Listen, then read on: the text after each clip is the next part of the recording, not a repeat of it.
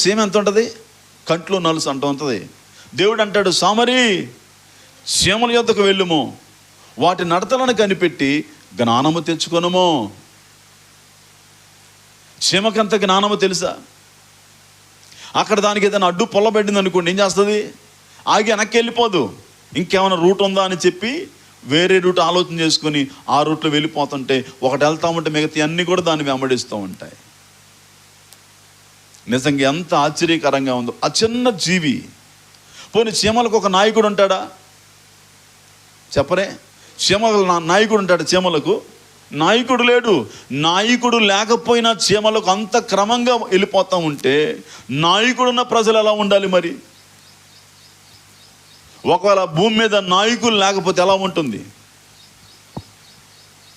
నిన్న మేము ఒక సిటీలో ప్రవేశించి వెళుతున్నప్పుడు పొద్దుటే కనుక ఇంకా అక్కడ సిగ్నల్స్ స్టార్ట్ అవ్వలేదు. ట్రాఫిక్లో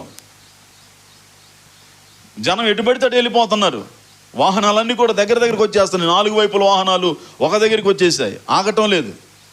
అదే సిగ్నల్ ఉంటే